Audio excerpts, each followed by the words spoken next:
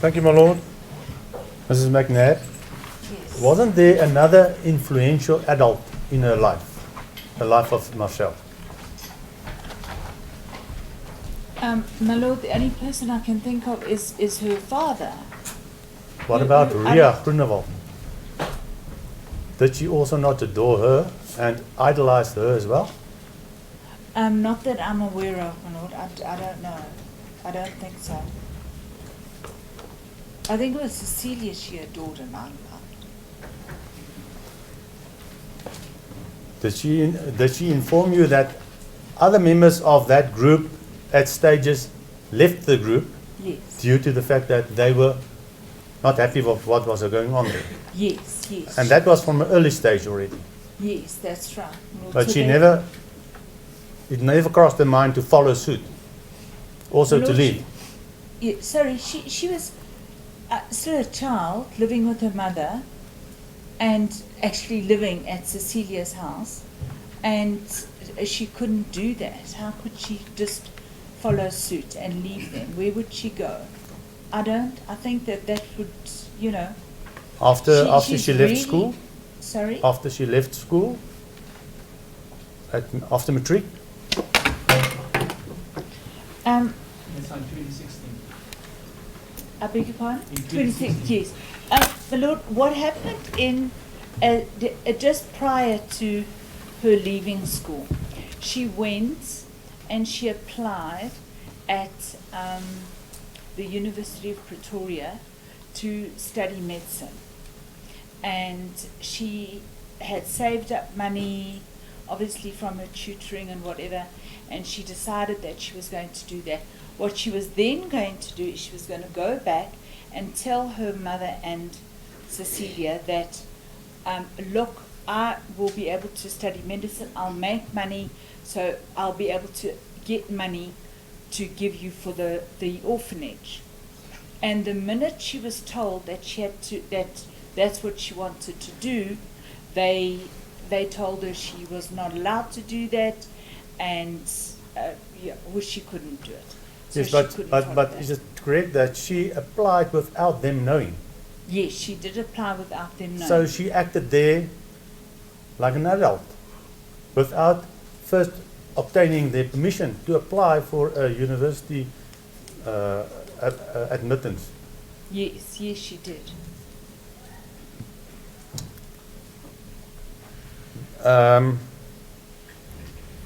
It seems from your report that you regard the drug abuse as serious. Serious. Serious, yeah. Yes. Would you say it is an addiction? It definitely was an addiction in terms of the cat and the crystal meth. Yes. So those she really needed to, that she was addicted to that. At the moment she is smoking weed, and I think that's just as addictive, although it's legalized, but she is, and that is how she's getting to, you know, it's helping her fall asleep and I that. was So thinking of a song by Peter Tosh, Legalize It. And that is probably because it is now more difficult to get access to cat and meth in prison than dagga, which is readily available. yes, I'm sure that it is. And did you also find that there was an increase in the dangerous drugs, more dangerous drugs? Yes. She experimented with more dangerous drugs Yes. as the time went by? Yes. So what happened, my lord, is that there was a talk at the school. I don't know if it was Miranda's school or Marcel's school. I can't recall exactly. There was a talk about drugs, and Cecilia said, "Oh, they're not that bad. Get some drugs and I'll show you, and we'll all use it and whatever." And they started using it. And according to Marcel, Miranda used, because cat and crystal meth both have stimulant properties. So what they do is they sort of give you energy, called it stimulant properties. So they were using that, and Miranda was using that even when she had to mark late at night, you know, for school. And she didn't use, Marcel didn't use drugs during the time of her exams. So she was able to stop using it during that time. The reason being is because she didn't, if they tested her, they would find out that she had been doing drugs and she wouldn't be able to, you know, it would jeopardize her matriculation results. So she stopped during that time. And then afterwards, she started again. And she said that during some of the crimes, without the rest of the group knowing, she would get drugs without them knowing because it helped her deal with the execution of the crimes. So it seems to me that she is a very meticulous person. She meticulously goes into the detail of everything she does. Whether it's the crime, she's meticulously planning together with her group, and she had a specific task or role to play during that crime, the commission of that crime. Whether it's the matric exam, where she meticulously knows that she can't be on drugs while writing exams. Yes, Marcella's got a very analytical mind. Her subjects as well show that she's an analytical kind of person. So yes, she did think things through in terms of that. However, if I may add, my lord, she did not always have the last say because she was under the influence and direction of her mother and Cecilia. Now, many of the crimes she has been convicted of carries a minimum sentence. And according to the legislation, a minimum sentence must be imposed unless there are substantial and compelling circumstances found by the court not to impose the minimum sentence. Are there anything that you would regard as substantial and compelling? My lord, I think the fact that she had the childhood that she did have and that she was exposed to this the Satanism and this cult group activity, and she had with that mindset from the age of 10. Those are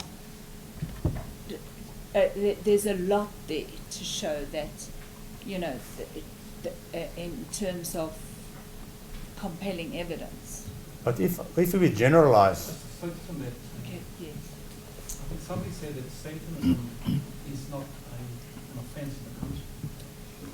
I know that, my lord. It's actually, yes, it's freedom of religion. So you can choose whatever religion and you can practice whatever religion. However, my lord, this child was 10 years old at the time.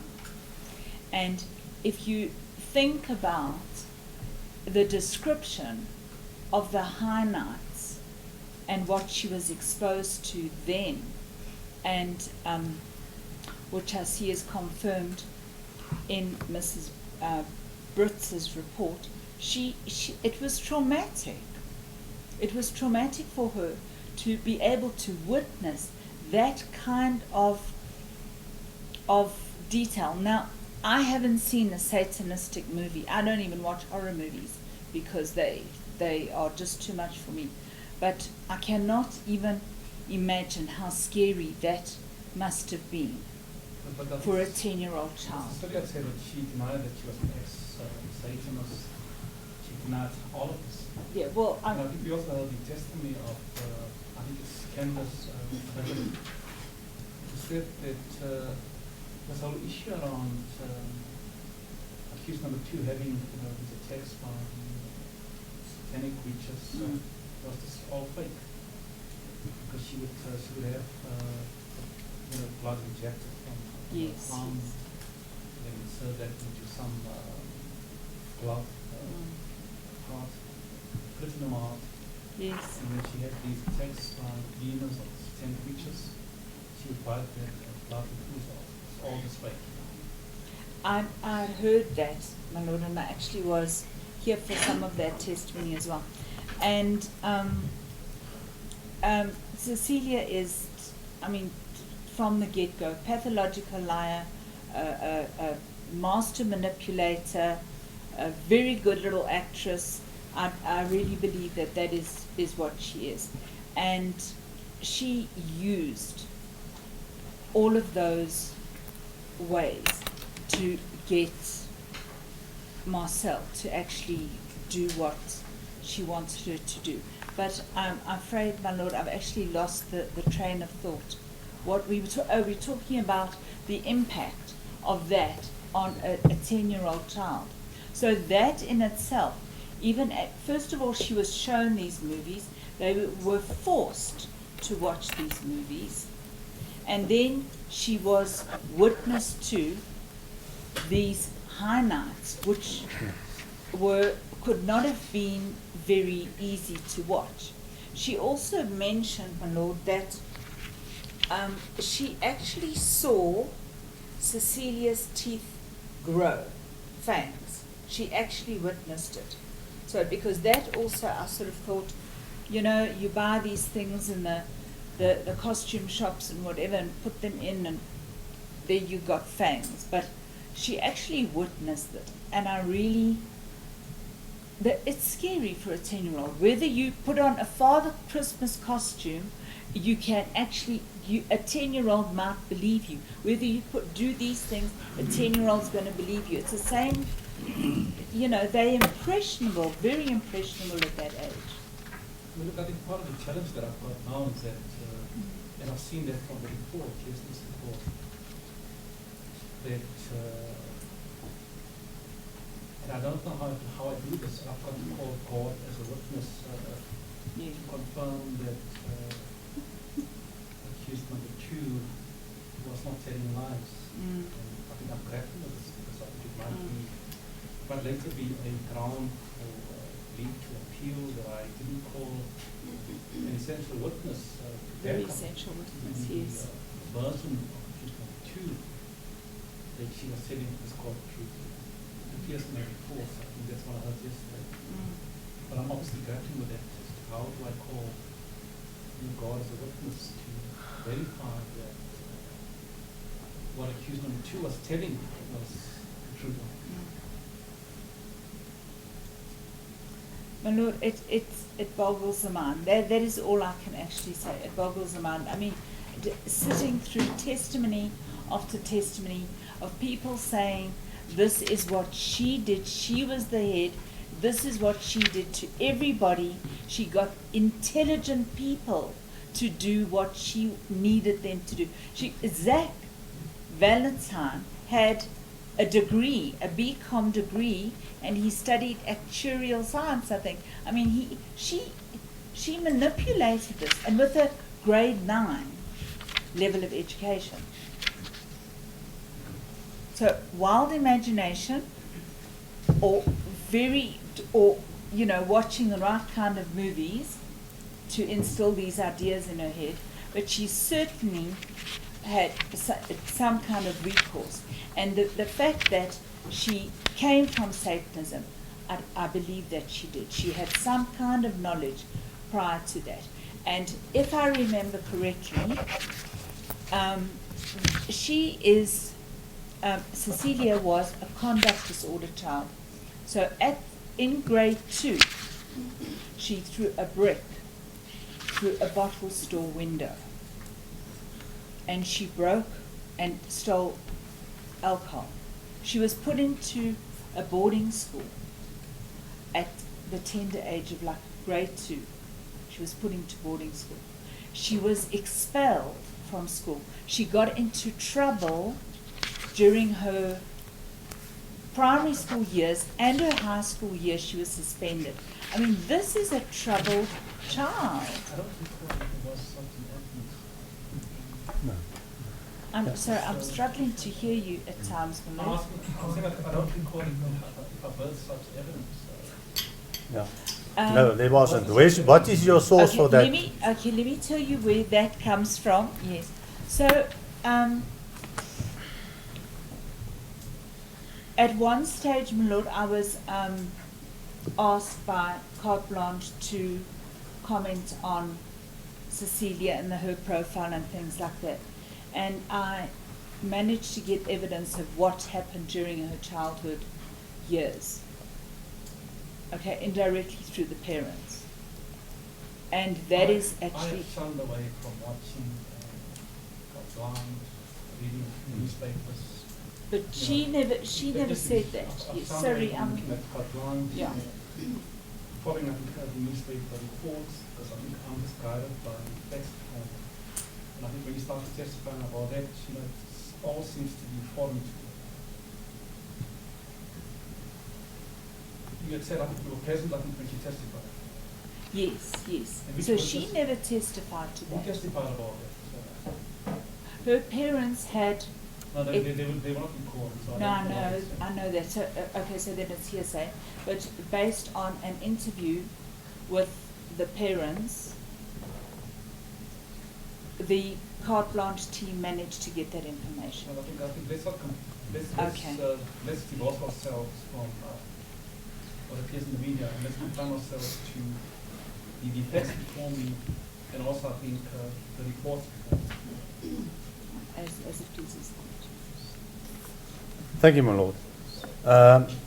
Am I correct to summarize that, Marcel, regarding any psychological traits, there's no pathology?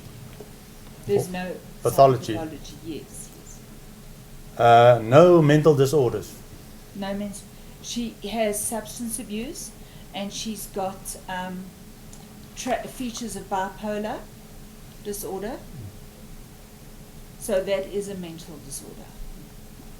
But not a serious one? It's not a pathology. It's not a psychopathology. Yes. It's not like with psychopathic tendencies. Do you know what I'm saying? It's not an antisocial personality disorder. She's not a psychopath, you've already said. Yes, yes. What about a sociopath? A sociopath. Hmm. No, I wouldn't say she's a sociopath. I would say she's avoidant. So it shows from the test results that she's avoidant. Now, if someone has got an avoidant personality disorder, they don't go out and mix in society, let alone go and meddle in society. I hope that helps the court. And then what you say is she, according to your experience, she is able to be rehabilitated Yes. if she received the necessary assistance and treatment from now on. Yes, no, I do think that.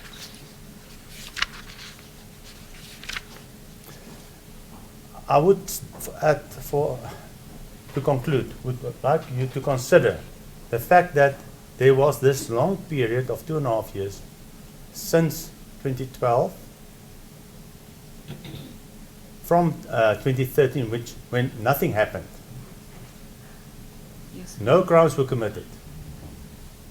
And the first crime was committed during her matric exam, or just after that in November 2015. And how would that impact on her? And it was not a single incident, not a single murder, it was several murders. I can understand if it was a single one, Yes. maybe her abusive past would have an influence, but it is a continuous and multiple murders. What must the court do with that? You can say multiple, let's just be exact, 6 murders. 6 murders. 2 After, involving Joan and Maria. and that was during Yeah, her four. matric year. November 2015, I think it's November. 27 November. 27 November, exactly, my lord. And then a murder in January 2016, and 3 other murders in May. So is that, if I'm calculating correctly, is that after her matric? Yes. So I just don't the think she end of her was still matric writing year? matric in November. No, end she of wouldn't be- November. That's what I was going Yeah. to say. She wouldn't be writing matric in November. Yeah. So it must would be afterwards. after exams, just after exams, on the 27th of November 2015. A double murder. And sorry, your question is? That time period of 2.5 years prior to the double murder. Yes.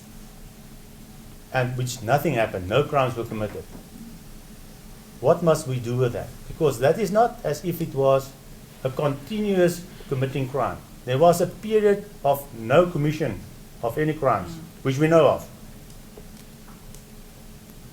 And that must have an influence, because then it was also not one crime, but 6 murders, coupled with robberies, which she had a material influence in.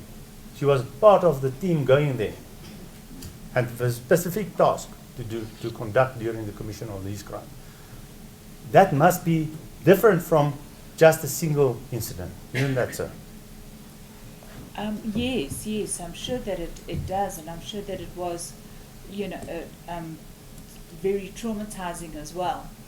I would say, in terms of that, the period where they didn't do anything, I would venture as far as saying that it doesn't mean that the influence of this cult group was still not on her,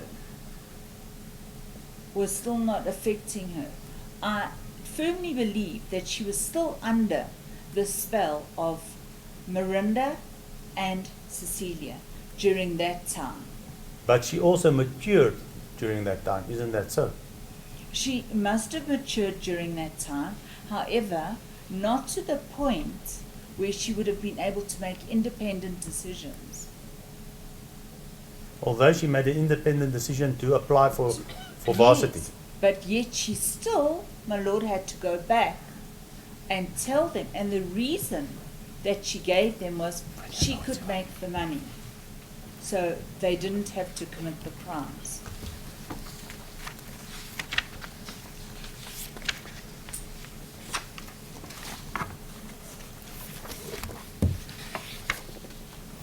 Thank you, my lord. I have no further questions to you. Ms. Johnson, any examination? I have no questions, my lord.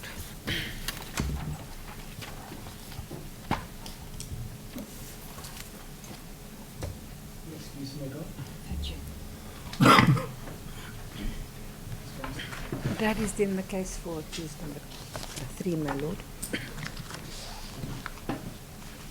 Mr. Roberts? Thank you, my lord. At this stage, I propose that we postpone the matter for argument for tomorrow, my lord, and that we do it for after tea, if the court is. Because of the fact that we sat now until this hour, we would need a bit more time to just finalize it. Obviously, I think I will have to take into account all the other witnesses who testified during the proceedings when it comes to the issue about how the death of the loved ones affected them. Indeed, my lord. The totality of all the evidence before the court must be taken into account in a holistic approach. Would you all be able to provide me with this, or should we rather postpone this matter till Thursday? Or have you got enough time to I've got voices from below here, my lord, that they would like Thursday to be a more appropriate time. Otherwise, we're going to rush it a bit. will it suit you, Mr. So, my lord, we can submit our heads tomorrow afternoon, latest 4 o'clock maybe, and then we can come back Well, on we can Thursday. do it maybe 4 o'clock. Yes, And it will be given to me. just before, yes, we can make it 3 o'clock in the afternoon. That suits the That court. suits you. Thank you, Mr. President. Suits me, my lord. It's in order, my lord.